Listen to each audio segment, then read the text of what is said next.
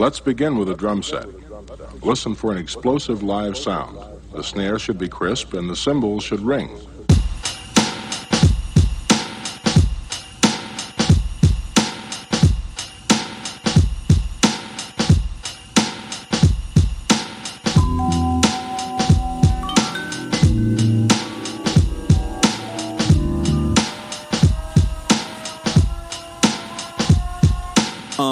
I admire you when my living has a limit of desire to keep it going. I'm just knowing that my time with you makes a difference. How I'm feeling when I vibe with you. They can't divide us two. We got a bond like 007, right? Even on Devil's Night, you show me what the heavens like. Go ahead and spread your light, though I can barely see. I know you're there with me, my personal therapy. Some days I wish I was more like you. Your certainty, your attitude. Keep doing what you're doing, I ain't mad at you. I'm just wishing that I had that too. Some days I wish I was more like you. Your certainty, your attitude. Keep doing what you're doing, I ain't mad at you. Just to know you, I'm glad I do. I want you to view yourself the way you see me. When you're feeling alone, I'll be a sanctuary, yeah. I want you to view yourself the way you see me. When you're feeling alone, I'll be a sanctuary. You inspire me. Look at you crazy when you tell me you admire me. Not an example for anybody to try to be. We'll call you bluff, but I know you wouldn't lie to me. Just a surprise to me. We got a bond tight, no one can come between.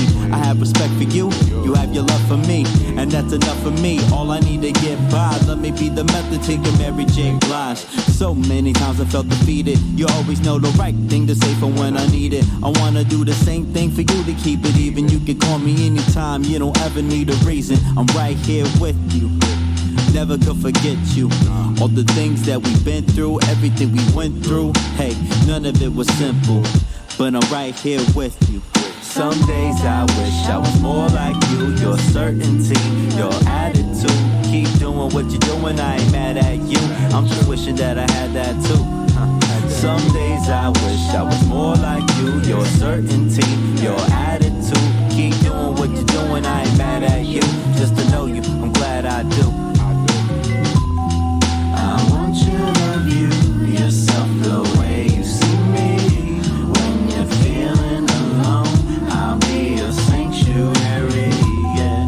I want you to view yourself the way you see me. When you're feeling alone, I'll be a sanctuary.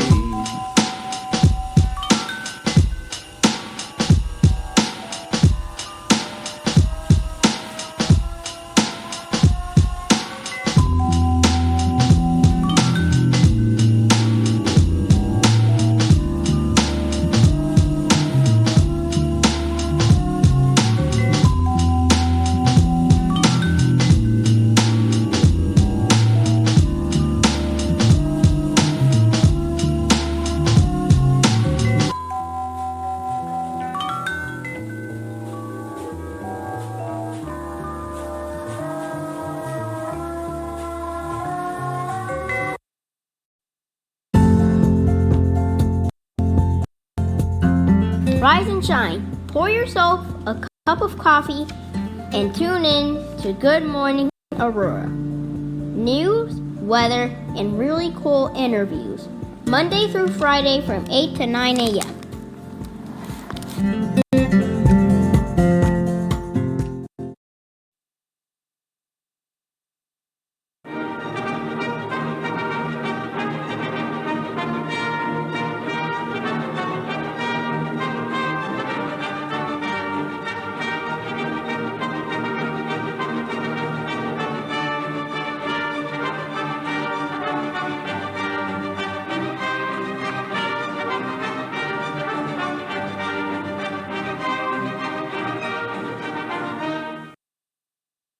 That was 375 West Victoria, and they had charcuterie and wine. They had a good chef and everything. It just wasn't for Aurora. It was too upscale, too expensive. And I had gone there some years ago. Yeah, this is before Gillerson's in that same spot. Oh, 375 West Victoria. Do you remember that? Well, Well, the microphone is live. Good morning, Aurora. Good morning, Aurora. Good morning, Aurora. But we were talking about charcuterie and wine. It's all good. That's a good topic to start off with. It's Tuesday morning and a little early for wine at 8:04 a.m. But you know, depends where you're at. Sometimes. Good morning, Aurora. You're listening to the second largest city's first daily news podcast. Hello, everybody. It's Tuesday, April 12th.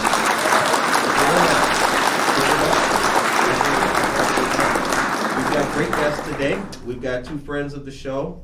We've got Ryan Flores and Nelson Saenz, both representing the Aurora Cannabis Club, but representing respectively presidential. I always said presidential.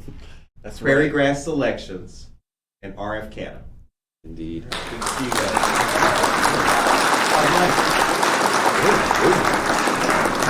I'm seeing the social media lighting up. A little bit. That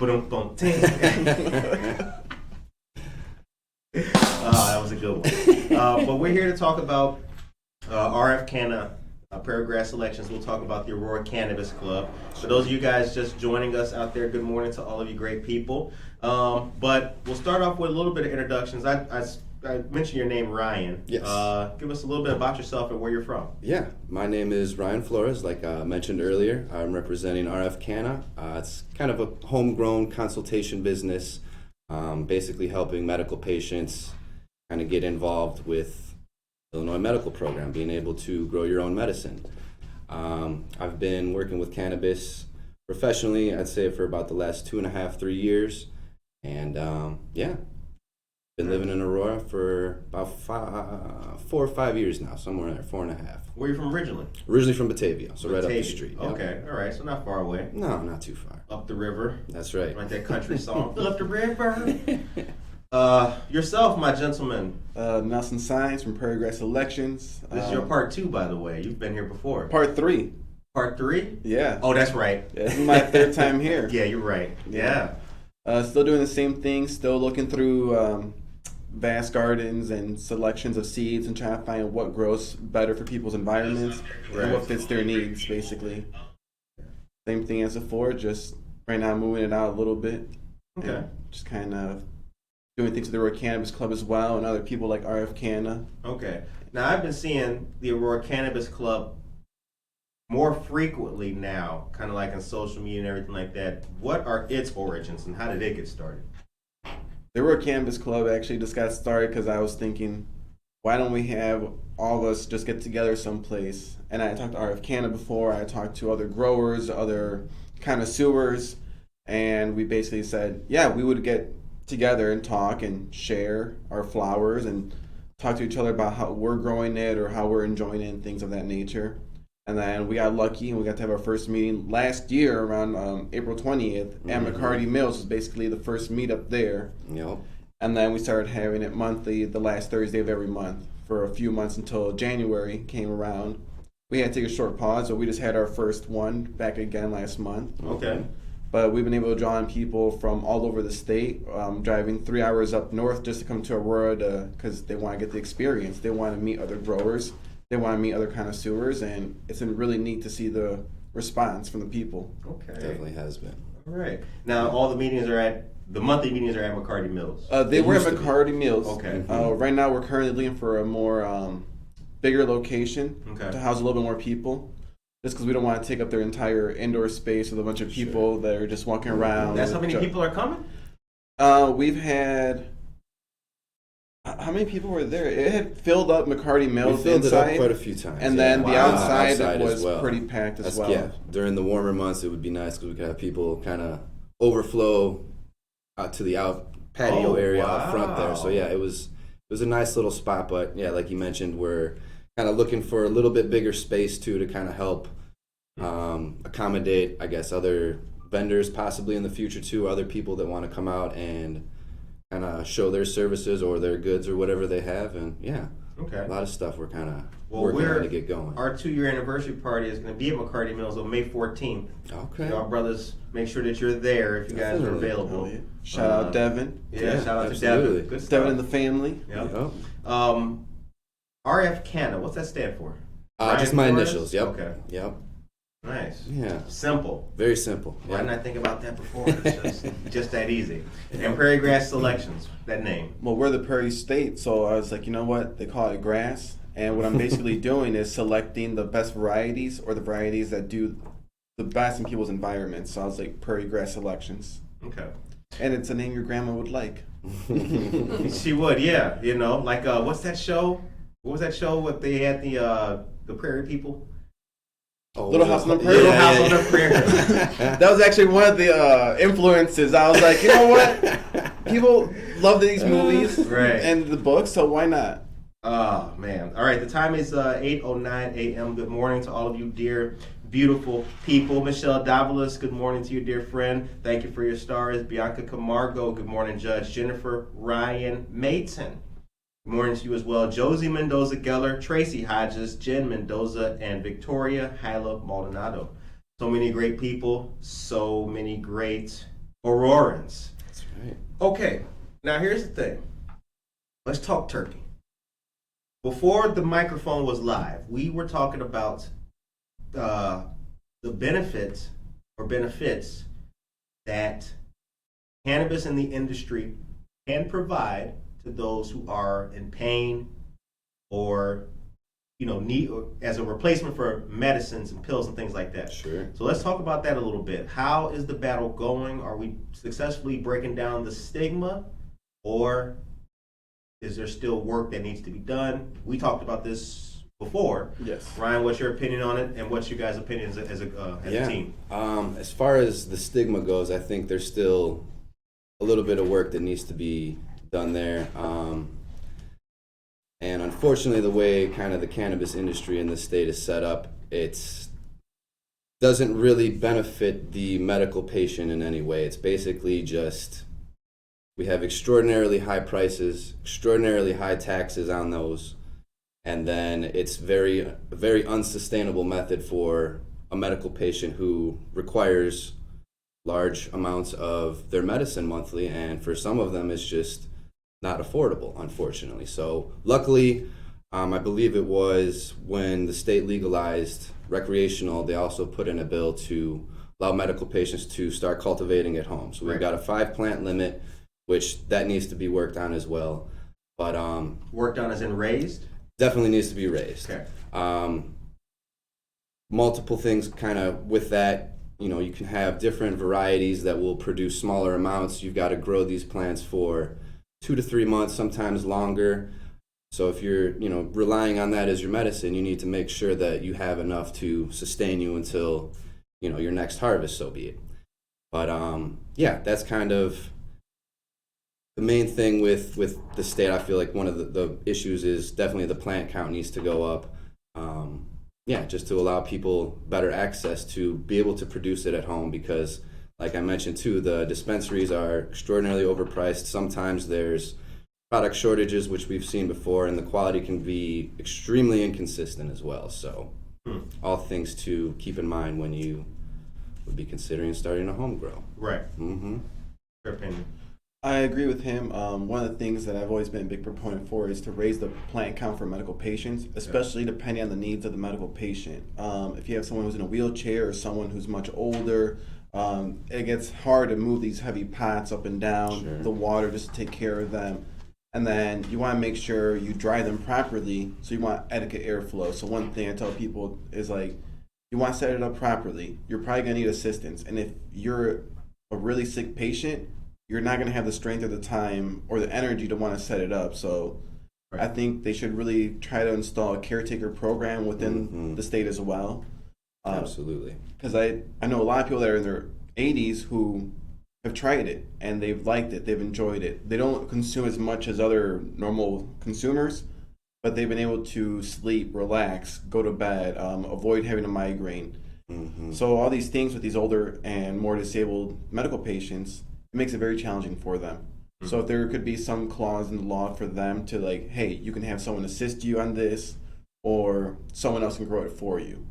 Absolutely. I think that would also benefit along with raising the plant count. Because the state does have a caregiver program, but it's basically just somebody who you can have designated as your caregiver go to the dispensary and get whatever for you. So it's not like they're actually able to help you, grow a certain amount of plants. Like other states will have caregiver programs where, you can have a caregiver grow up to a certain number of plants for their certain number of patients that they provide their medicine to. So something like that, I think, would be pretty beneficial as well. So did the state wait too late to legalize marijuana? I mean, are these things that could have been potentially implemented by now had this happened 5 years ago?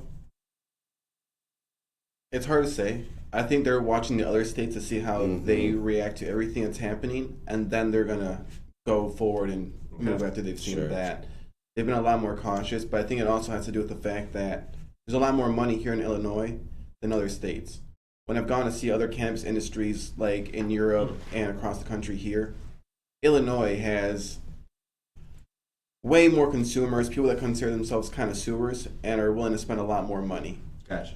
So you have people here that buy a $10,000 pipe, versus if you go to, let's say, another state, they're not going to want, like Michigan, for example. Their economy, foil. Yeah, their economy is not as booming as Illinois. Right. So they have a few rich counties, but Illinois altogether generates a lot more profit. So I think the state's watching that as well. Definitely. Good to know. Peter Aguilera, good morning to you, dear sir. Right back at you. Oh, wow, look at it. Ashanti Flores. Hey, Ryan, Avenue 1 Flores. Oh, I'm going to hit that with the heart. I'm not just going to hit the like button. I'm going to hit that with the heart. I'm going to hit that with the heart. Stand by your man. He on That's TV. right. What? Okay, Lisa Manning. Hey, Curtis, Ryan, and Nelson. Hey, our friend There we go. here. That is the designer of this sweater. Yes, she is an awesome person, a dear friend, and shouts out to the Aurora Yoga Center. Absolutely. Absolute good friends and good morning, Aurora. Cindy Morales, good morning to you, dear friend. And Shanti says, hey, Nelson as well. Franca Liccioni, love this topic. Michael Rayford, good morning. And Josue Pais, Harry B's Dog Parlor. We were just talking about Harry B's. The only place my dog will get her nails done at. That's right. Yeah. The only place doing anybody's dog's nails around, ain't that right? Is anybody else doing your dog's nails? No. Unless y'all clipping them at home. She won't let us. Ew. Okay, so the time is 8:16. All right, so here's my next question. We know ACC. Yes. Talked about Skip and Victoria. Shouts out. They mentioned, and I've read, that dispensaries do not reflect communities. That is to say, the staff, many times where they are, or if the dispensary is in a traditionally underprivileged area, it's the most gleaming thing there, and the staff are not culled from the respective area. What's your opinions on that? Is that true? Have you noticed that, or what do you guys think about that? Absolutely true. I worked at a dispensary down in Morris for about a year, and the things that kind of, that's absolutely true. There's a lot of racism, there's a lot of sexism, there's a lot of just basically being taken advantage of, unfortunately, currently. And like you said, a lot of times this will look like an Apple store. It looks so nice inside. Everybody, like you mentioned, is either not from the area, or they don't have the experience of what they're talking about. And a lot of times when the dispensaries will hire people, they will offer some training, but a lot of it still kind of falls onto the actual individual who's there. So there's definitely a lot of truth to that. How did that happen? And I know we're not, this is not the episode where we're going to be able to discover it, but isn't it a shame that you had the problems of crime and punishment compounded with focusing on people of color, then to have the legalization, all the benefits that it brings, only to end up with discrimination in an industry that's supposed to be right? Isn't that I just don't like that. And the state was supposed to be a shining example for the social equity program that they were bragging and so proud about, and then it's been lawsuit and things have been put on hold. The lottery system's been all screwed up. It's just been one thing after another, and the people that are still profiting and making all this money are these huge multi-state corporations that are basically have a monopoly. They own everything right now. They're not. The smaller people aren't allowed to even get into the game right now. Unfortunately, it's still these hurdles that we got to get past. And it's like the ground was there. Well, I guess it's not gone. I don't want to seem like a defeatist. But the iron is hot to forge a new way and kind of erase some of the discrepancies and the bad stuff about the past. Absolutely. And it's like for it all to just be squandered and still have misrepresentations is really upsetting. It really is. I didn't mean to cut you off. Oh no, I mean, one thing that I've noticed too is that like so many people want to get into the cannabis industry that they're willing to drive far to go to these places. Right. So you have these places, these organizations, they're like, everybody's hungry. They all want to jump in this industry. We can pay them bottom dollar, treat them like garbage, and we don't have to get people from the community. We got people that are way hungrier and want to do this job. They're driving 2 hours away. Right. How far away was Morris from your house? I was driving an hour pretty much each way, and that was, exactly what you mentioned. I was trying to get my foot in the legal industry and kind of get there and pull back the curtain. It's like, oh, wow. Right. Yeah, so I got to see that like across the country as well. Like when I was in California, I got to see a lot of people that were just hired as trimmers to trim the weed.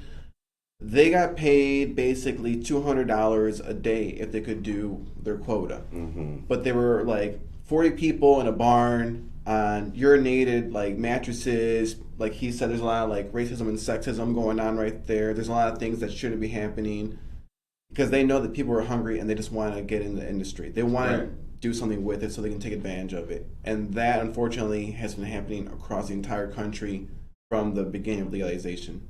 From 1996 in California to today. Interesting. Yeah. As it stands right now, though, currently, at least so locally here, there is going to be a dispensary that will be on Broadway and New York Street. So the former Cake Building, where the State Farm is on top, for all of our listeners who can picture the intersection right across the street from the Aurora Fire Museum and La Quinta. That will be a dispensary right there. Is that a good place for a dispensary? Any place is a good place for a dispensary. That was a terrible question. Right. Unfortunately. Of course, man. Comments lit up. Damn. Well, no, I mean. Curtis, hell yeah, it is, bro. It's anywhere you put one up, people are going to flock there because they're like, you know what? I know what I'm getting. I don't have to call up my dealer and wait for him.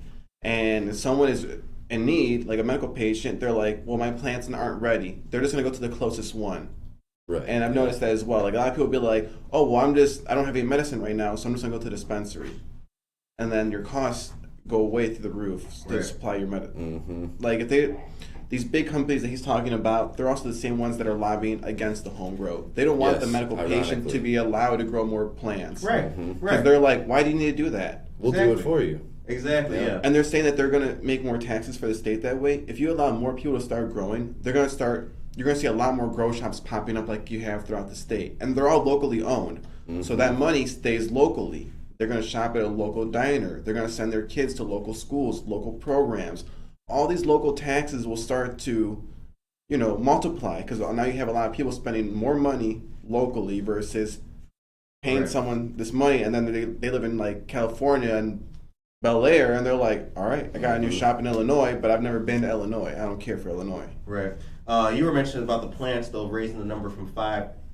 Well, raising it from 5. Yes. Also, though, 5 plants, you hear that, but what it actually yields is not that much. May not be that much for a patient, right? They may need more. So that's kind of the issue of having more plants to yield more product, right? Yep, correct. All right. You've heard of Steve Urkel, correct? Have I heard of Steve Urkel? Yeah.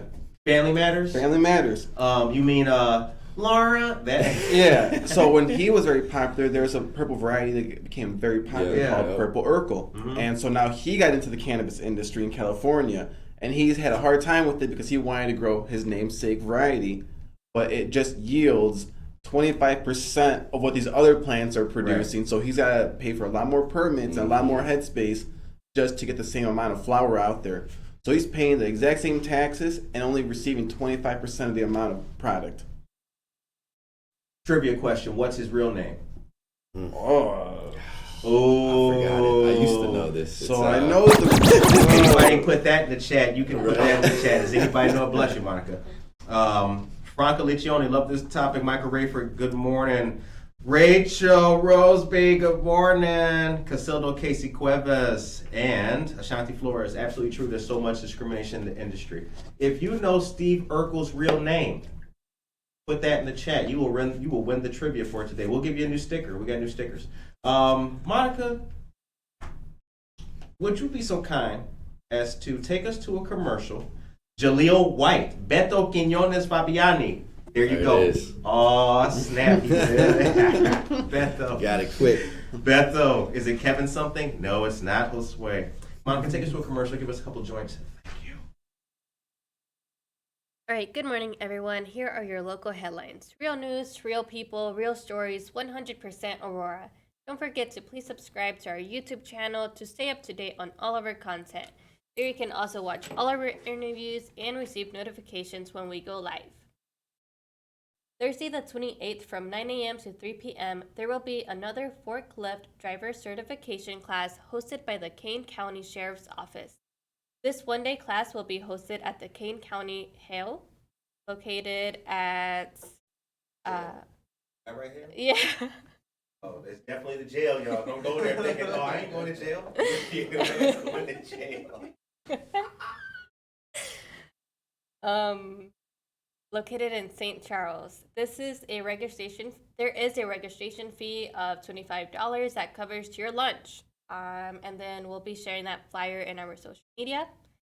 Also, the Fox Valley Hands of Hope is now registering participants for the spring session of Family Forest Days. This will take place Saturday, April 30th from 9 a.m. to 3 p.m. and will be held at Leroy Oaks Forest Preserve.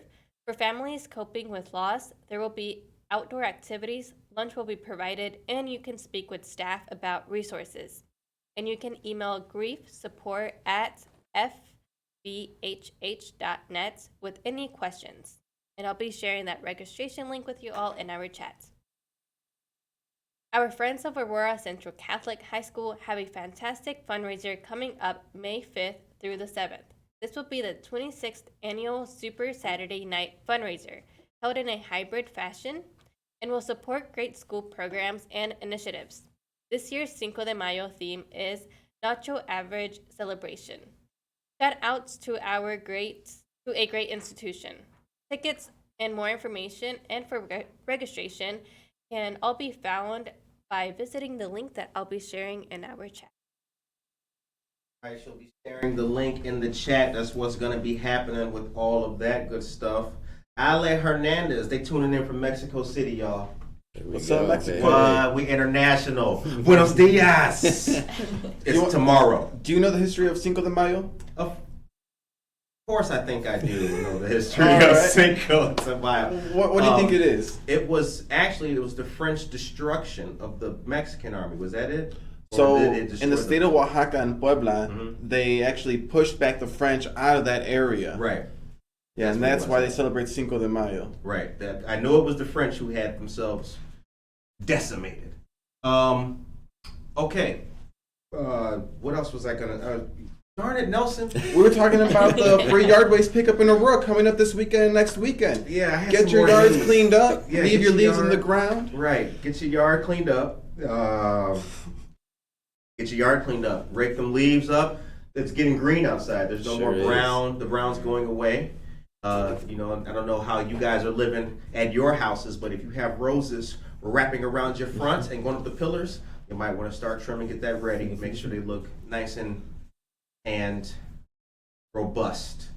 The in-house coffee program, that's what I was going to talk about. It's a new feature of Java Plus. It's a month of unlimited coffee for $8.95 while you're in the coffee shop. Ask staff for more details the next time you're there, and Java Plus is located at 1677 Montgomery Road in Aurora. That's right.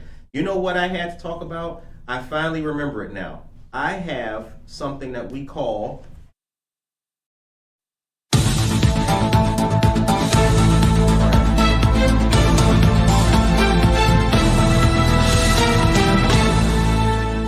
Veterans Gardening Day. This is breaking news. Our friends of Marie Wilkinson's Food Pantry, also Charity Blooms, a special thanks to Oswego Landscape, are presenting the Veterans Victory Gardening Day. This will be Saturday, May 7th from 11 a.m. to 1 p.m.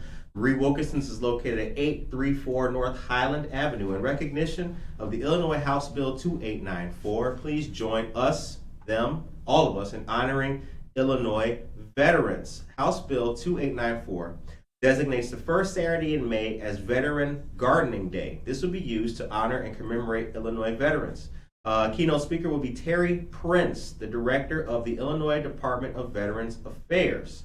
And special celebration for Marie Wilkinson's 113th birthday. I have the flyer for that. I'll be sharing this with you guys after the show. Oh, and I also wanted to mention, also, do not forget that recently, Rep. Will Guzzardi of the 39th District passed House Bill 1466 in the Illinois House. The legislation aims to make insulin more affordable and accessible for all Illinoisans. It caps the copay at $35 a month. Awesome stuff.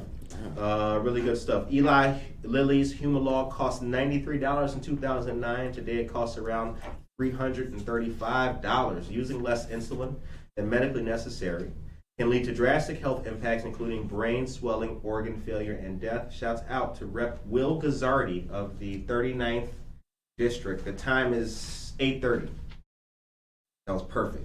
Damn, right at 8:30. Okay, so now we had a comment here. I want to read you something here, and I want to talk about different strains and everything like that. So, what is the most popular strain that you guys? I think it kind of, I'd say it kind of fluctuates and changes almost yearly. What's popular now? Probably Runts is one of the biggest ones out right now. That I would say like. Runts is popular, but not globally. Still globally, you're still talking about Sour Diesel, Blue Dream, regular Girl Scout cookies, which actually just is being called cookies now that they got sued by the Girl Scouts of America. Right. So it's the cookies, the gelato. Yep, gelato for sure. But if you go to Google, they're always going to tell you Sour Diesel or Blue Dream as globally the most popular varieties. Interesting. Because they've just been around the longest, and then if you go to New York, they still talk about the Sour Diesel getting you $12,000 a pound. So it's legendary in the fact that Wall Street brokers were paying 10 times more than people all over the country just for the same amount of Sour Diesel. Social media seems to have put or started to put a different face on the industry. Yes. So, like, for example, I'm old enough to remember pretty much the only time you would see representation of the industry was High Times Magazine or and for all your Cheech and listeners, Chong movies. High Times Magazine is no longer owned by the same group of independent journalists. It got bought out by an investment group. So it's corporate media now? It's all corporate media. Oh. Everything that they talk about is an advertisement. So if you want an interview, you got to pay to play.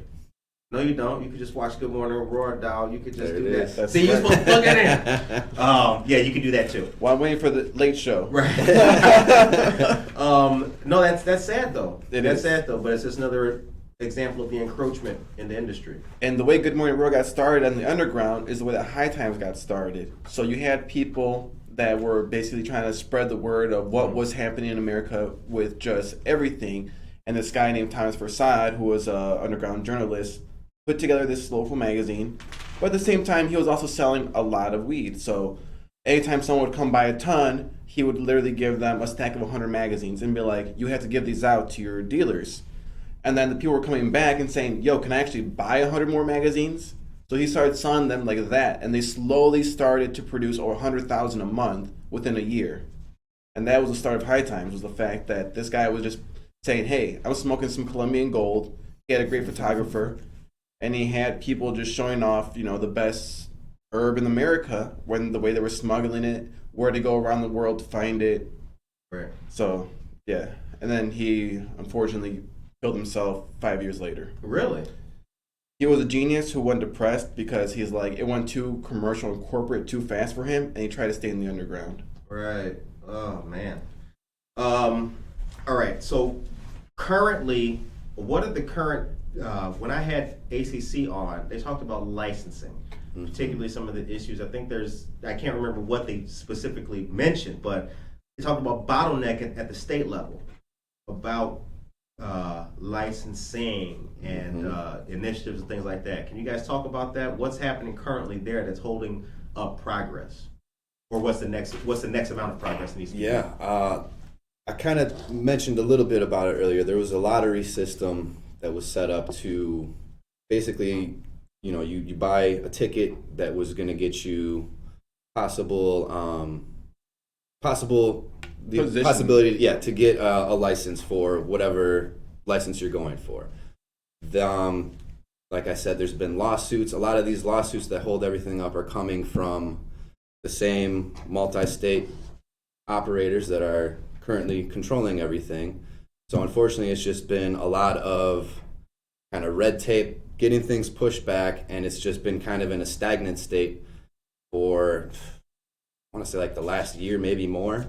And it's also extremely expensive to get into. You've got to put a certain amount down. I believe it's a $5,000 per lottery ticket, right? Licensing fee. That's just to apply. Yeah, just to apply for the license. It's a $5,000 fee that is non-refundable if you are accepted, or if you're not accepted, you don't get that money back.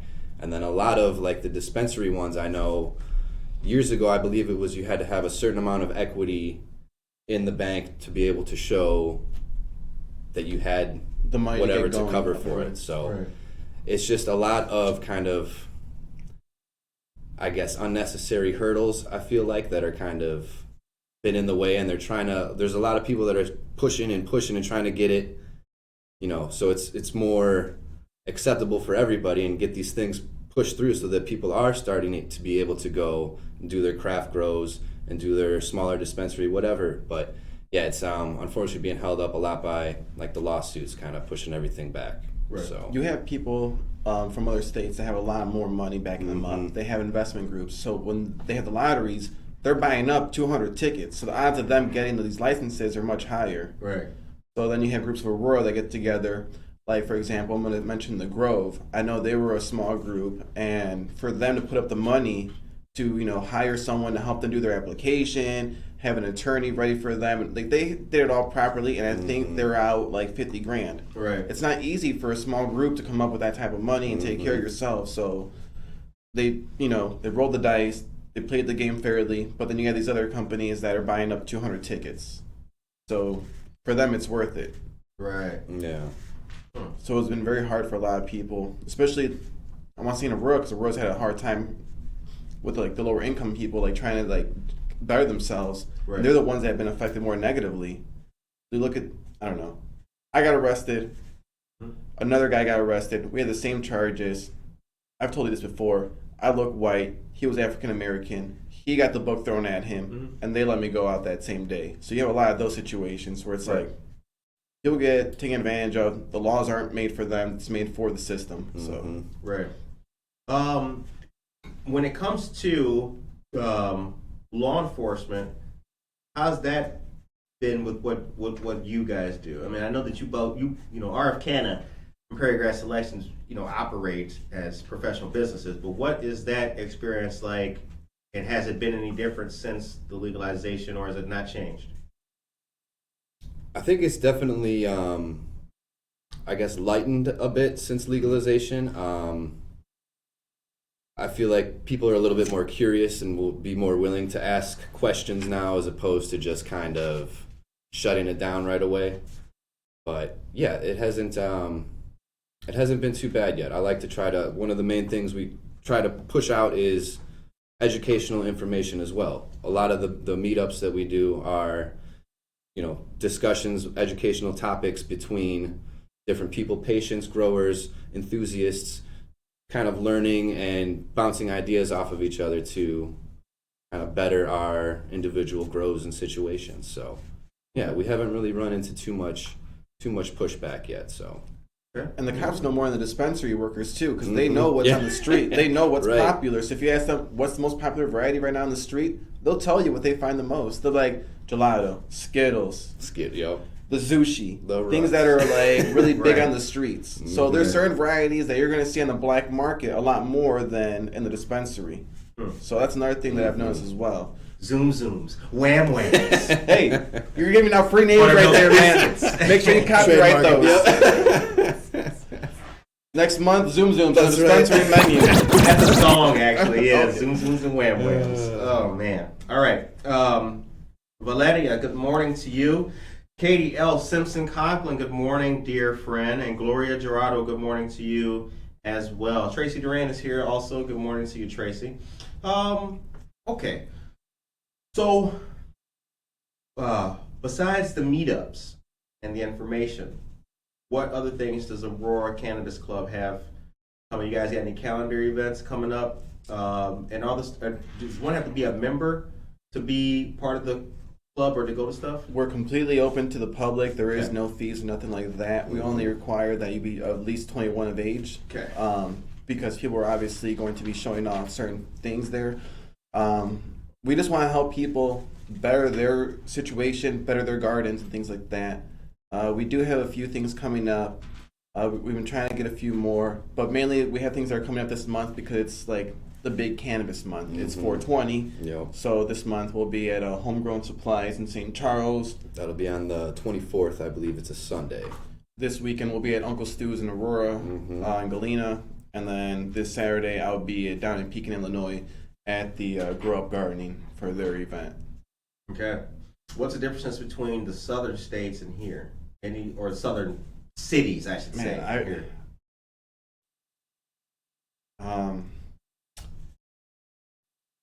I'd rather not say. It's not Okay. the nicest thing. No, I love it. I love it. Hey, man, yeah, I'm with it. I'm with it. I am with it. We're a lot nicer up here. We're a lot more open. The people here are a lot more courteous. Let's just put it that way. I've heard that before. Yeah. I've heard a variation of that same thing before. So I don't know if it's a small town feel where they don't like outsiders, Mhm. but they are very different. Like we were talking about like the whole fentanyl situation earlier. Right. A lot more of that was present down there than I had ever expected there would be. Yes. It's So rampant. the scene is very different. Right. Leo Zarco, good morning. Mikey Banuelos, good morning to you as well. Michelle Gums, good morning to you too. You know, one of the things that they said would happen. I remember this. You guys are familiar with witness slips, right? Right. So if there's something to be voted on, they're going to pass a law. People can leave witness slips on ILGA, the Illinois General Assembly's website, whatever. And those witness slips could be used as evidence, and they'll say, "Oh, well, we shouldn't do this because the head of the police association says X, Y, Z." One of the criticisms against legalizing was they said that as soon as marijuana was legal, there was going to be dinosaurs in the street, Godzilla was going to come back, death, murder, crime, and fistfights in the parking lot of Fridays. Has any of that happened? I've seen more people falling asleep inside their cars than anything else. They eat too many edibles, and then they think they can get up, and then they're stuck to their car seat. That's been about the most negative thing I've Still seen. wearing sweatpants at 2 p.m.? Exactly.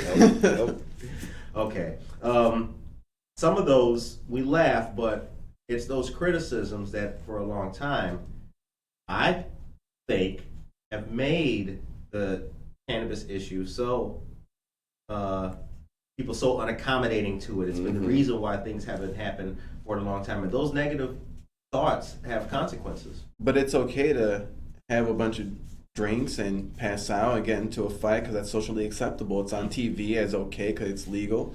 You see your police officers off a uniform getting intoxicated. You see other people that you look up to, and you're like, oh, well, it's okay because they're doing it. Right. But your whole life, you're growing up and you're hearing all these bad things about cannabis, like, oh, you know, you're a lazy stoner or you don't want to accomplish anything. And it's like, okay, so it's okay for me to ruin my brain, urinate myself, vomit, get into a fight, go to the drunk bin. But, you know, if I smoke a little bit of cannabis, I might get a little hungry, go to sleep, or It's get like into a deep conversation. Yeah, it's like the ads for like cigarettes and all that, right? Marlboro, Salem. The package says it's killing you, it's got rat poison, and you could lose your hair, but they having a fun time with this, right? They on the beach Best with it. time ever. Well, those They're smiling and high-fiving. Yep. chewing tobacco, it says it will cause cancer. Right. Not even that it may cause Right, exactly. cancer. So I'm just like, this says it will in Yeah. time. Right. That is. Yeah. Okay, the time is 8:44 a.m. So this is I've asked this of Nelson's. This is his third time here, so I'd like to get the perspective from you as well, Sure. but also from Nelson again. Aurora's been through a lot. We've seen a lot. You guys have been here for a while in town. So what's the biggest impact COVID has had on yourselves and the businesses? Start with you, Ryan. Yeah, I think kind of in the beginning it was just kind of like everybody and everything else, just kind of waiting it out to see what, going forward things would look like. So yeah, it was even last year when we did the Uncle Stu's event for their 420 event, it was still all COVID restrictions, the social distancing, masks and everything, and I think there was still pulled like over 700 people that came throughout the whole day. So there's been small shifts, I guess, but overall it hasn't been horrible. Okay. So. I mean, I had a small business that had to close down because of COVID, but it forced me to go back to school. My wife's in school, so I feel like I've been seeing a lot of people that have gone back to school to change like certain things that they were about to do in their life because of the way COVID affected everything. Mm-hmm. So I think that's been like the one positive is like people are starting to see what's more important in life. Definitely. Like this job that I'm going to take to do nothing of importance or go to school. Like my wife's going to nursing school. I know there are people that are going back to school for carpentry, one of the trades, because they're like, this is going to be more, this has been helping me a lot more than knowing how to program a computer. So. Right. Somebody else's computer. Yeah. You know what I'm saying? Yep. I don't know if anybody had a job like that. You see, oh, Curtis, could we get to... Anyway, shout out Wabanzi. They've had a great COVID response to everything, like hand sanitizer, checking your temperature. The classrooms were all spaced out. I went there for the HVAC program, and they really did a great job the way they handled COVID. I gotta say, Wabanzi. yeah, Wabanzi.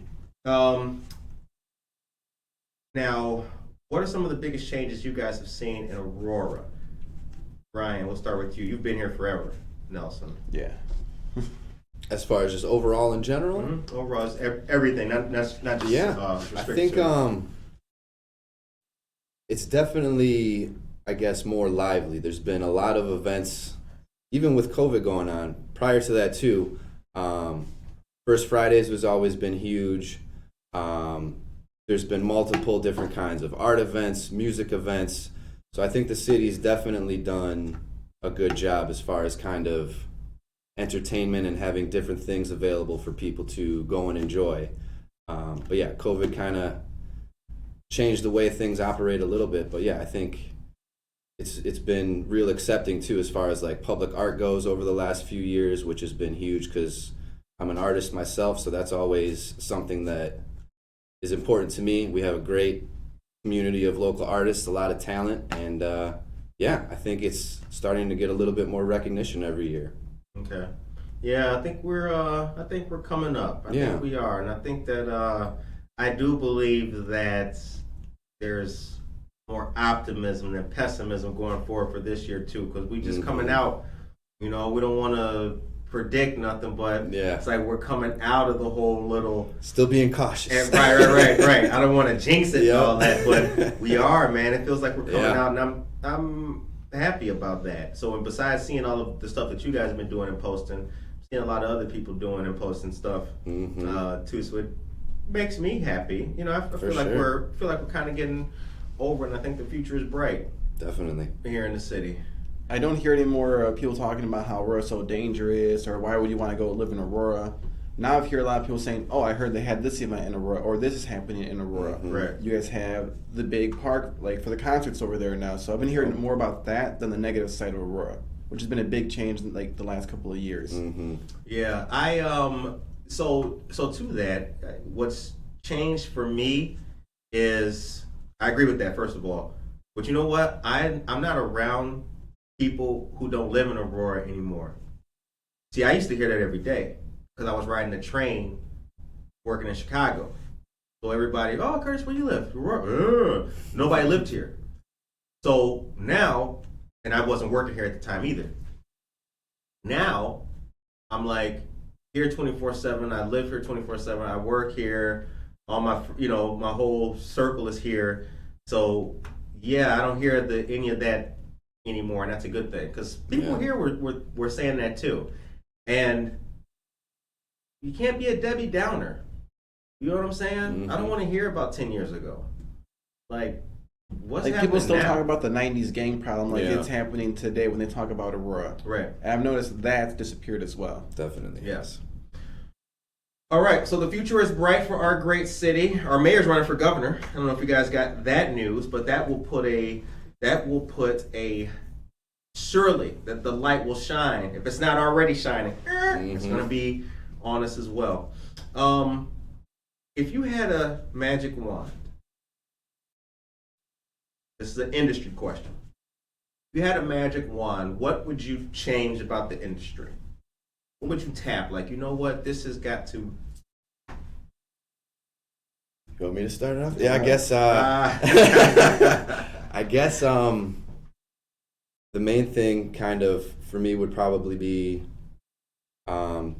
just fair access for everybody in the industry that's trying to make this their full-time dream and their full-time mission to do this for themselves and for their community and for whoever else they want to help. So yeah, I think kind of making it more accessible and easier to get into. Yeah, I agree with that. One thing that I've always liked about this guy named Kevin Jodry in particular out in California is he gave it whatever the patients needed away for free. So I think there has to be a program set up in the industry because everyone's making tons of money that they can afford to lose $1 million a year by giving it to the patients that are in need. So he supplied, if you had your medical papers and you weren't like a scammer, he would supply you with all the medicine you would need for the whole year out of his own pocket. So CBD, THC, CBDN, anything you might need for your particular ailments, you never had to pay for it. And he would have drivers take it to you so that way you wouldn't be uncomfortable trying to get to it.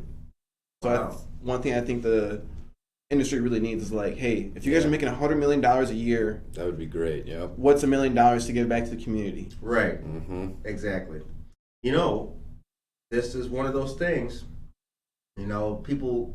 I guess since we do the show, people ask me now like more of my opinions on like I want to say cancel culture, but like taking a stand. Would you allow this or what about this? And I'll tell you something. I don't want to rain on nobody's parade, but I would hate to say it, I'd make it a law. But if you've made $10 billion, I feel that you should be obligated. I'll settle it obligated. I would hate to have to write that into law, but you should. You should give a portion back to the community. I'd hate to have to make people do that. Maybe that's why I shouldn't run for office. I believe that. I believe that because if you're going to, all the people who languished in jail, and that's what bothers me about it. Oh yeah. Imagine doing 8 years for something that's now legal. Look at Oklahoma. For $2,500, you can own a dispensary. For $2,500, you can grow as many plants as you can. Yep. And if you would have been caught with any amount of cannabis prior to that legalization, you're looking at life. It doesn't matter how small the amount was. So that was for like pipes and stuff too, I believe. Right? Anything. Yeah. So in just 1 week, people were allowed to put down $5,000, get their dispensary and their grow facility. But everyone prior to that was doing multiple life sentences because they had a little bit of grass in a pipe. 2 charges, the pipe and the cannabis. See, that's not justice. No. See, that's what I'm talking about right there. That's me signing legend. Yes, we signing that away. All right, the time is now 8:53. We talked about the lottery system and the problems with it. We talked about the potential for change at the state level and how likely or unlikely that is. We talked about dispensaries. We talked about who can benefit. We talked about law enforcement. Did we forget anything? Did we forget anything? I wanted to know about the social media aspect, and I asked you guys that. You gave me your opinion, so I kind of will strain it a little bit more. Is it helping or is it hindering? I think it's hindered it because now people, before what got popular was through test, like trial and error. You got to try it out. Your dealer would open up a bag and you would check it out. And now everyone goes to social media as like, okay, I'm going to look at this. Right. You can't smell the app. Right. You can't smell it. You can't try it out. So you look at it, it looks great. But when you try it, it doesn't work for you. Right. So that's been a big problem with driving what's popular. Well, this is all over social media because it takes a great picture. Yeah. Right. Absolutely. So that's been the biggest hinder is the fact that you have the culture of the past, which was look at it, try it out, smell it, touch it, to now it's like, I like this picture, this is what I want. So you go to the dispensary and be like, do you have this? Or what's the closest thing to it? Right. Was through like trial and error. Remix. All right. Tomorrow is an episode of Buenos Dias, Aurora. We have a great episode tomorrow. We have Team Benavides coming back. That will be at 8 o'clock a.m. So make sure that you guys tune in to the greatest news on earth in Espanol. Buenos dias, Aurora. That's right. It is the _1 morning show out there. Listen, I'm gonna end on this. We're gonna go there right now. Will there ever be a fair system of licenses being distributed? And is there the possibility of the discrimination being taken out of the industry? Is that possible? I think the discrimination will always be there. It will just be more hidden. Okay. Not good. Yeah. Not good. I see a lot of people that want these social equity licenses. It's discrimination that got us into this problem. Exactly. Well, kind of. So you have these people that are getting the social equity licenses and they're selling out to these big corporations. Right. So the discrimination is going to be hidden in the fact that they're going to say, well, they got the license, but they sold it to us. Right. We were talking with ACC. This was, I got the Munchies education. Berwin Tompkins Jr., he's from Harvey, Illinois, just like me.